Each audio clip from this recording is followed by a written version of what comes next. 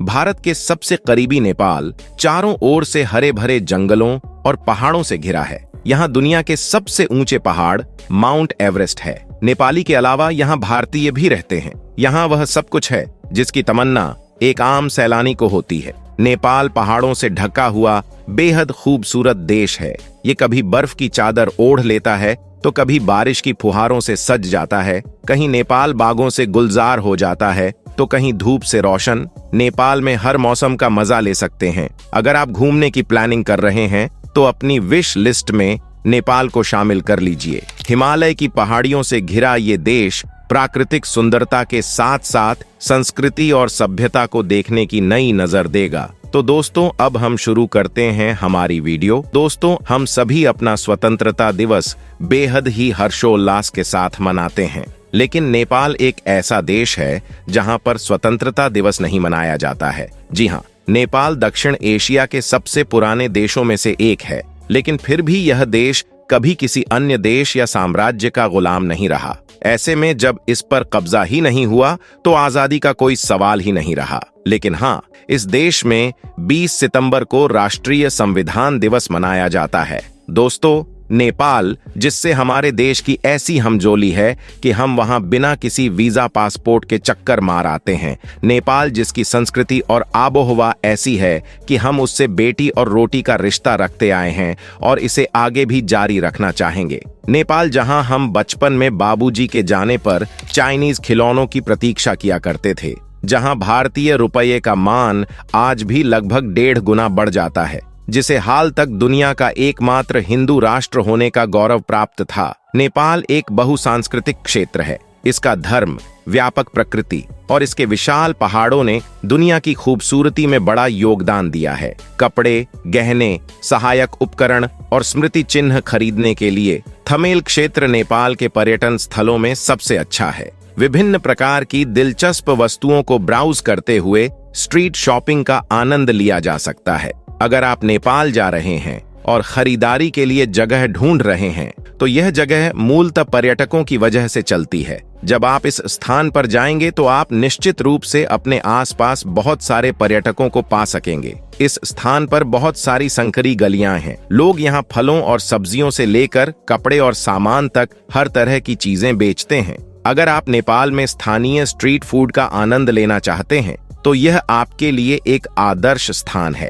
UNESCO के विश्व धरोहर स्थलों में से एक चितवन राष्ट्रीय उद्यान में नेपाल का एक अलग पक्ष देखने को मिलता है, जो वन्य जीवों का प्राकृतिक निवास है। उष्णकटिबंधीय मानसूनी जलवायु इसे वन्य जीवों को देखने और जंगल सफारी के लिए एक आदर्श स्थान बनाती है। यह पहला राष्ट्रीय उद्यान है जो नेपाल देश में बनाया गया था। इस राष्ट्रीय उद्यान की स्थापना वर्ष 1973 में की गई थी और नेपाल के सबसे अच्छे पर्यटक आकर्षणों में से एक है। फेवा झील मूल रूप से नेपाल की एक बहुत लोकप्रिय मीठे पानी की झील है और नेपाल के सबसे अच्छे पर्यटक आकर्षणों में से एक है।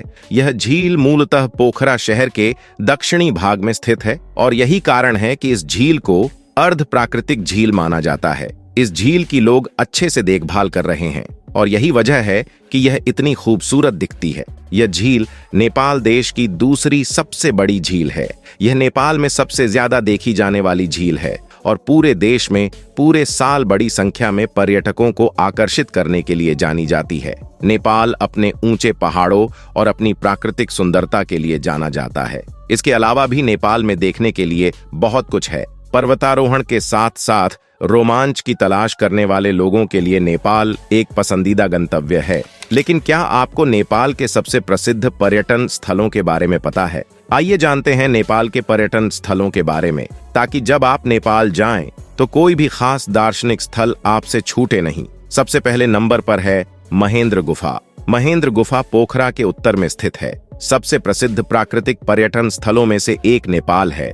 इसमें एक अंधेरी और गुफानुमा गुफा है जो स्टैलेक्टाइट्स और स्टैलेग्माइट्स के लिए जानी जाती है। गुफा की सुरम्य संरचना इसे फोटोग्राफी के लिए एक बेहतरीन स्थान बनाती है। यह गुफा मूल रूप से पोखरा जिले के पास स्थित है, जो कास्की जिले में है। चूना पत्थर से निर्मित इस प्रकार की गुफा प्रकृति में बहुत दुर्लभ है और यही कारण है कि यह पूरे वर्ष बड़ी संख्या में पर्यटकों को आकर्षित करती है। इस गुफा के अंदर भगवान शिव की एक मूर्ति भी है। नंबर 2, पशुपतिनाथ मंदिर। नेपाल के सबसे पुराने, सबसे प्रसिद्ध पशुपतिनाथ मंदिर नेपाल की राजधानी काठमांडू के किनारे पर स्थित है। नेपाल के पूज्य देवता भगवान पशुपतिनाथ, जिन्हें भगवान शिव के नाम से भी जाना जाता है, कट्टर हिंदू अनुयायी दिव्य देवता का आशीर्वाद प्राप्त करने के लिए नेपाल के सबसे प्रतिष्ठित पर्यटन स्थलों में से एक पर जाते हैं। यह नेपाल में सबसे अधिक अनुशंसित पर्यटन स्थलों में से एक है। नंबर 3, लुम्बिनी नेपाल के प्रसिद्ध पर्यटन स्थलों में से एक है। कपिलवस्ता क्षेत्र में स्थित शहर का शांतिपूर्ण माहौल ध्यान के लिए बिल्कुल उपयुक्त है।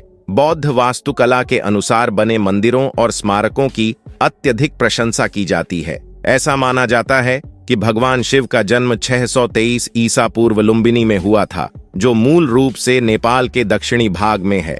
बहुत सारे लोग केवल लुम्बिनी देखने के लिए नेपाल जाते हैं। ऐसा कहा जाता है कि बौद्ध धर्म को मानने वाले लोगों के लिए लुम्बिनी दुनिया भर में सबसे पवित्र स्थानों में से एक है। नंबर 4, भक्तपुर वास्तुकला व हिंदू मंदिर के लिए यह जगह प्रसिद्ध है। आपको यहाँ बहुत से मंदिर दिखेंगे जो अपनी कला व वास्तुकला का प्रदर्शन करते दिखेंगे। भक्तपुर दरबार स्क्वायर आकर्षक मूर्तियों व कलात्मकता के विश्व प्रसिद्ध है। यहाँ खरीदारों की भी बहुत भीड़ लगी रहती है। नेपाल की कुछ यादगार वस्तुएं, मिट्टी की बनी चीजें, कठपुतली, हस्तशिल्प आदि चीजों की दुकानों पर ऐसी भीड़ लगी रहती है जैसे मधुमक्खी के छत्ते के पास मक्खियों की लगी रहती है। आपके लिए किसी एक वस्तु को चुनना कठिन होगा। Number 5, सागरमठ national park. 1148 वर्ग किमी में फैली इस जगह पर विश्व की सबसे ऊंची पर्वत चोटी माउंट एवरेस्ट स्थित है और इसके अलावा कई अन्य चोटियां हैं जैसे ल्होत्से, चोओयू, थमसेरकू, नुपत्से, अमाडबलम व पुमोरी पहाड़ों के सुंदर नजारे के साथ ही साथ यहाँ बहुत से पेड़ पौधे व जीव जंतु का आवास भी है। स्नो लेपर्ड यहाँ का मुख्य आकर्षण है। प्राकृतिक वातावरण की पूरी घुट्टी आपको यहाँ आकर मिल जाएगी। यह स्थान मुख्य रूप से ट्रैकिंग के और अद्भुत नजारों के लिए पर्यटकों के बीच मशहूर है। नंबर 6, पोखरा फेवा। झील के पास बसा पोखरा नेपाल का सबसे चर्चित पर्यटक स्थल है। आप इस रमणीय झील के पास बैठकर घंटों बिता सकते हैं और आपको समय का आभास भी नहीं होगा। मन को भरपूर शांति और भूला न पाने वाला नजारा आपको इसकी शांत लहरों में खोने पर मजबूर कर देगा और यहाँ आपको पैराग्लाइडिंग करने का सुनहरा अवसर भी मिलेगा। नंबर 7, बौद्धनाथ एक प्रमुख तीर्थ स्थल है और नेपाल में सबसे लोकप्रिय पर्यटन स्थलों में से एक है। स्थानीय साथ ही तिब्बती तीर्थयात्री ध्यान के लिए इस आध्यात्मिक स्थान पर आते हैं। इस मंदिर का मुख्य आकर्षण इसका भव्य स्तूप है जो दूर दूर से बड़ी संख्या में आगंतुकों को आकर्षित करता है। यह नेपाल का सबसे बड़ा गोलाकार स्तूप है। बौद्धनाथ को खासा चैत्य के नाम से भी जाना जाता है। यह स्थान बाहरी इलाके में है और इसमें एक विशाल मंडल है जो पूरे नेपाल में सबसे बड़े गोलाकार स्तूपों में से एक बनाने के लिए जाना जाता है। अब हम जानते हैं नेपाल घूमने का सही समय क्या है। नेपाल घूमने का सबसे अच्छा समय यात्रा के उद्देश्यों और आपकी पसंदों पर निर्भर करता है, लेकिन आइए जानते हैं कब आपको नेपाल सैर करने के लिए जाना चाहिए। अप्रैल जून, इस समय नेपाल में हरियाली और फूलों की बहार होती है। यहाँ का तापमान बेहद सुहाना होता है।